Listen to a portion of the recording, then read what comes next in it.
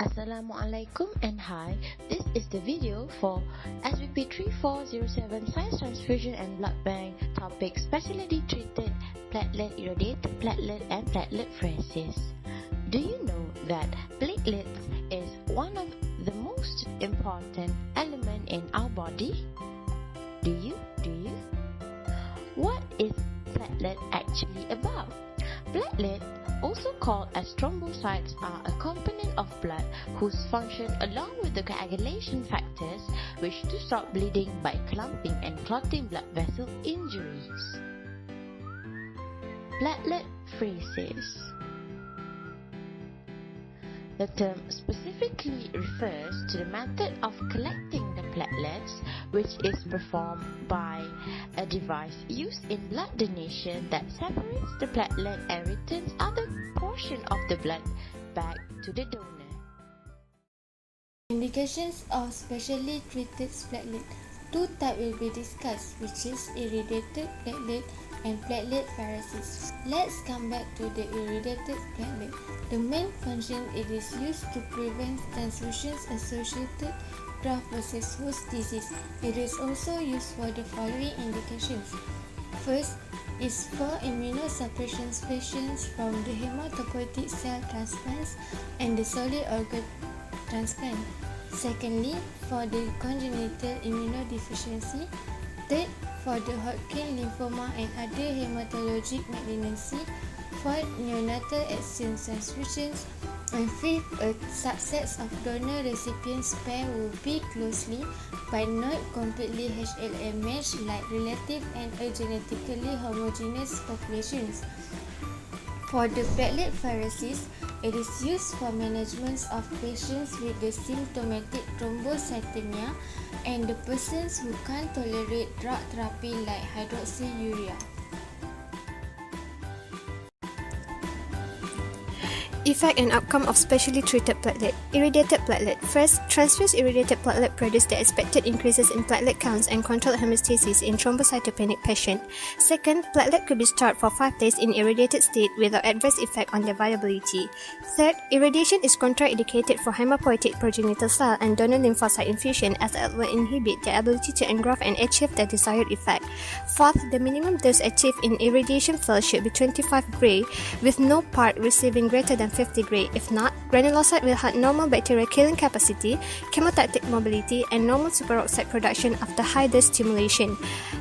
Finally, platelet can be irradiated at any stage in their 5-day storage and can thereafter be stored up to their normal shelf life of 5 days after collection. Plateletpheresis. First, plateletpheresis donor develop sustained decreases in platelet count. About 25 to 50% of circulating platelet might be lost during single plateletpheresis, but this is usually normalized by the spleen. Second, it was found that the donors should be screened with at least completed blood count before the procedure to ensure that the platelet does not fall below the normal limit. Third, the reduction in platelet count after plateletpheresis is shown to cause activation of thrombopoiesis to replenish the platelet in the peripheral blood. The activation of thrombopoiesis will induce temporary increase in serum thrombopoietin level after the platelet collection. The PT and FPTT was significantly prolonged after the plateletpheresis, but they were still within the normal range. 5. A significant decrease in plasma fibrinogen, factor VIII, and anticoagulant protein, but they are still within normal limit. Therefore, decrease in this level should not lead to hemostatic problems. Finally, a study showed a significant changes in a blood coagulation parameters. However, changes were within a normal range. Reduction in a blood coagulation parameters are compensated by humoral mechanism. In conclusion, plateletpheresis is a safe procedure for healthy donor. Okay, we move on to the lab testing and monitoring of irradiated platelet. Purpose of doing this is to prevent transfusion-associated graft versus host disease. Okay, we see the guidelines for the gamma radiation of blood components. First, platelet concentrations can be irradiated at any stage during their 5-day shelf life. Second, the minimum dose in the irradiation field is 25 gray with no part receiving more than 50 gray. Third, Gamma-sensitive label should be applied to the pack. Fourth, a permanent record of all gamma-radiated units must be kept. Fifth, all gamma-radiated components should be identified by an approved overstick label bearing the date of irradiation. Okay, furthermore, patients at risk of TAGV-HD should be given gamma-radiated platelets according to the guideline for the gamma radiation of blood components.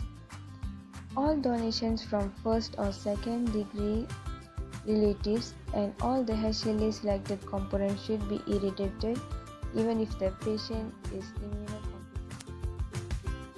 Next is laboratory test for plateletpheresis therapy. First is platelet count, also known as thrombocyte count. This test is used to detect the number of platelets in the blood. Second is platelet antibody, also known as anti-platelet antibody test. This test looks for identify platelet antibodies person's blood in order to find out the cause of low platelet count.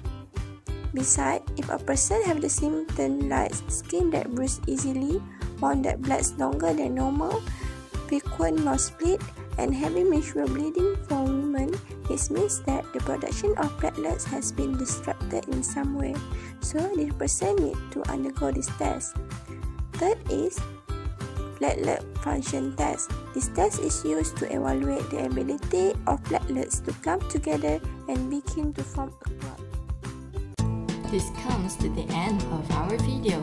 So, as a conclusion, irradiated platelet is used in immunosuppressed patient and also congenital immunodeficiency patient. While as for plateletpheresis is used in symptomatic thrombocythemia patient and individuals that can't tolerate with drug therapy. Plateletpheresis and irradiated platelet can give different effect and outcomes to the donor and recipient. And lastly, there are many ways to do lab testing for plateletpheresis and irradiated platelet such as platelet count. So, thank you for your attention.